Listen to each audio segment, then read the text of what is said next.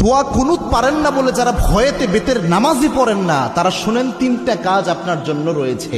এই তিনটা কাজ করলে বেতের নামাজের পরিপূর্ণ সওয়াব আপনি পেয়ে যাবেন। সুবহানাল্লাহি ওয়া বিহামদিহি। ইসলাম যে কত সহজভাবে আপনাকে সমাধান দিয়েছে কল্পনা করতে পারবেন না। এই যে বেতের নামাজে যে দোয়া কুনুতটা আমরা পড়ি, এটা কিন্তু অনেকের মুখস্থ হয় না, যার কারণে অনেক বড় দেখে অনেকে বেতের নামাজই পড়ে না যে আমি দোয়া কুনুত পারি না, আমি কি বা পড়বো। অথবা অনেকে এমন রয়েছে বেতের নামাজে দাঁড়িয়ে দোয়া কুনুতের সময় চুপ করে থাকে, একটা শব্দ করে না, এরকম আছে অনেকে। তো এরকম কোনোটাই মাধ্যমেই আপনার কিন্তু দোয়া কুনুতের যে হক এটা আদায় হচ্ছে না। এবং বেতের নামাজ এটা কিন্তু ওয়াজিব একটি নামাজ, এই নামাজকে আপনি ইচ্ছা করে ছেড়ে দিতে পারবেন না, এবং ওয়াজিব সবসময় চাইলে আপনি তরক করতে পারবেন না। এই জন্য বেতের নামাজ গুরুত্বপূর্ণ।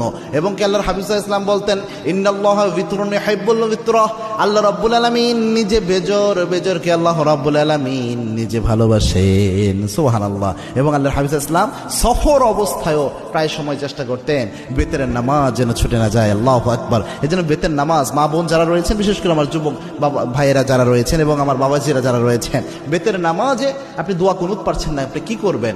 প্রথম যদি আপনি দোয়া কুনুত না পারেন তাহলে আপনি যে দোয়াটা পড়বেন, রব্বানা আতিনা ফিদ দুনিয়া হাসানাহ ওয়া ফিল আখিরাতি হাসানাহ ওয়া কিনা আযাবান নার।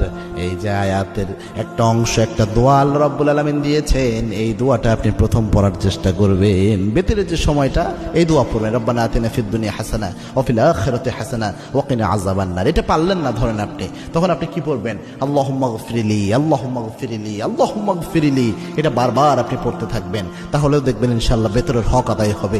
3 নাম্বার হচ্ছে আপনি পড়বেন আস্তাগফিরুল্লাহ, আস্তাগফিরুল্লাহ, আস্তাগফিরুল্লাহ। তিনটার যে কোনো একটা যদি আপনি পড়েন, আশা করা যায় ইনশাআল্লাহ বেতরের হক সাময়িকভাবে আদায় হবে। তবে এটা এই সময় পর্যন্ত, যতদিন পর্যন্ত আপনার মুখস্থ না হয়। আপনি চেষ্টা করতেছেন মুখস্থ করার জন্য, পাশাপাশি এটা দিয়ে চালায়া যাবেন। এটা আপনি সারা জীবন করবেন, এটা কিন্তু হবে না। দুনিয়ার সব আপনি মুখস্থ করতে পারেন, মাথায় রাখতে পারেন, আর যেটা মৌলিক একটা বিষয় ইসলামের, এটা মাথায় রাখতে পারবেন না, এটা কিন্তু হতে পারে না। এই জন্য চেষ্টা করবেন যত দ্রুত সম্ভব কয়েকদিন রিডিং পড়েন, রাতের বেলায় ঘুমানোর আগে দোয়া কুনুতটা রিডিং পড়েন, দেখবেন ইনশাআল্লাহ আস্তে আস্তে মুখস্থ হয়ে যাবে। আল্লাহ রাব্বুল আলামিন আমাদের আমল করার তৌফিক দান করুন। আল্লাহুম্মা আমিন।